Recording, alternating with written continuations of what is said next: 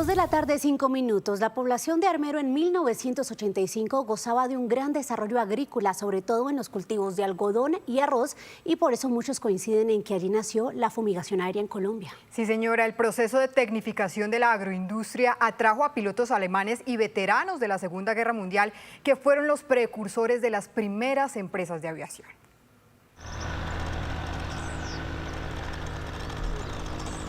Amanece en el norte del Tolima. El capitán Alfonso Gutiérrez, un veterano piloto de fumigación, empieza su faena.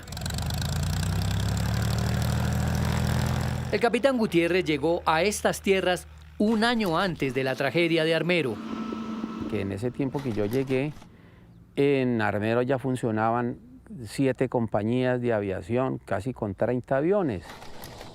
Y ya estaba bien desarrollada, pistas totalmente legalizadas, aviones con todos sus requisitos para un perfecto funcionamiento de la navegabilidad.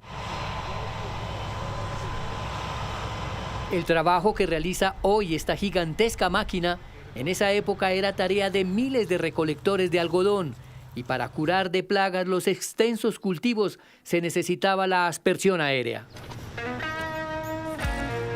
El capitán Jorge Montealegre es un sobreviviente de Armero. Su bastón y su menuda figura nada tiene que ver con el avesado piloto que fue durante 30 años, pues fue uno de los primeros que escribió la historia de la fumigación aérea en el norte del Tolima. Sus amigos más cercanos le dicen Montini, carga con el peso de los años, pero sus recuerdos están más vivos que nunca. Un agricultor que tenía 3,5 hectáreas de algodón cerca de la granja experimental de Armero. Desesperado con el cultivo, vio aterrizar una avioneta y fue en su jeep. Le dijo: capitán, ayúdeme que tengo un gusanero en el lote. ¿Por qué no me permite subirme en el asiento de atrás y con la bolsa de arseniato de plomo, que era el insecticida que se le aplicaba? Dijo: claro, hagamos la prueba. Y así nace la fumigación aérea en Armero. Cuenta el capitán Montealegre que los primeros aviadores en Armero fueron experimentados pilotos alemanes probados en la Segunda Guerra Mundial. Ese era el capitán Hans Hoffmann, un alemán. Le comentó a otros pilotos alemanes en Bogotá y se vinieron para Armero y organizaron la primera empresa de fumigación que se llama CAITA, Colombiana Agrícola y Trabajos Aéreos. Se llamaba el capitán Guillermo Gasser y el capitán Ernesto Brailer. Eso fue una empresa grandísima. Las viejas fotos dan cuenta del joven y melenudo piloto que recuerda las arriesgadas maniobras que debían sortear debido al rudimentario desarrollo de las técnicas de fumigación. En aquel entonces eran exactamente 70 galones que sacaba la mojarrita, y eso era un peligro, por eso se mataba tanta gente, porque el avión no estaba hecho para eso. Y si usted excedía el peso y el balance del avión en los virajes, ahí tenía la pérdida en viraje y ahí estaba el accidente y muerte. Después de la guerra en Corea, una buena parte de los pilotos extranjeros regresaron a sus países de origen. Allí nació la primera generación de aviadores criollos. Al ver volar tanto avión, los muchachos, los jóvenes, todos nos entusiasmamos con convertirnos en pilotos. Yo fui uno de ellos. Tuve el privilegio de ejercer mi trabajo, de hacer el curso de fumigación y fumigar en mi propio pueblo, frente a ese auditorio que llevo en el alma y en mi corazón, que desapareció porque me quedé sin escenario y sin espectadores. El veterano aviador ya perdió sus alas, pero recuerda cuando hacía sus acrobáticos vuelos por la mitad del pueblo. Unos admiraban su coraje, otros lo consideraban un loco.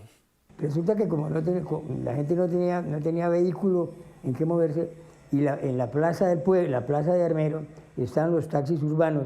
Entonces uno pasaba en el avión y le hacía señas al taxista para que lo recogiera en la pista. Entonces por eso, si no pasaba bajito, no lo veían, o pensaban que era que estaba dando vueltas mariqueando por ahí. Y resulta que no. Entonces había que bajar bien bajito, entonces había que pasar por la torre de la iglesia, eso era un peligro. Porque la esquina siguiente de la torre de la iglesia era que estaban los taxistas. Entonces había que buscar, entonces arrancaban para pista a recogerlo a uno. ¿Y cuántos hacían esa pirueta? ¿Solo usted? No. Se me atribuyen a mí una cantidad de cosas, pero no, todo el mundo lo hacía. La avalancha, como a muchos en Armero, le robó su vida, su esencia. Yo en 5 minutos perdí mi pasado, mi infancia, mis esquinas, mis recuerdos, mis amigos, mi familia, mis hermanos, mi patrimonio y casi un brazo y una pierna. Las páginas que escribieron los viejos aviadores fueron tan importantes en la historia de Armero que fue uno de estos pilotos, el capitán Fernando Rivera, quien le contó a Colombia su tragedia.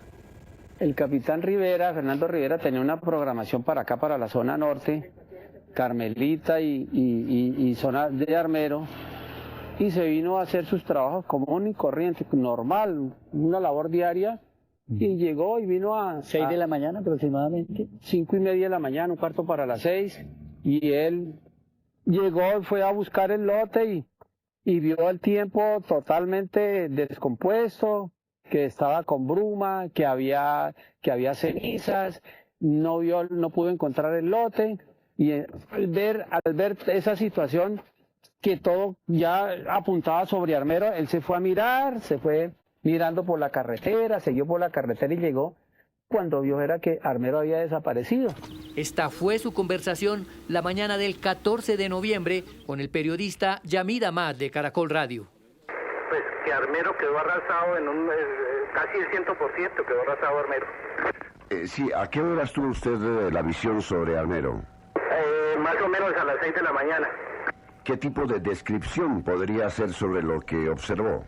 Desapareció todo el mundo, yo creo que habrán ni un 5% estará con vida de lo que era Armero. Ellos son los últimos pilotos de esta parvada de los 80. Son el testimonio vivo de la historia de la fumigación aérea y los años dorados de Armero.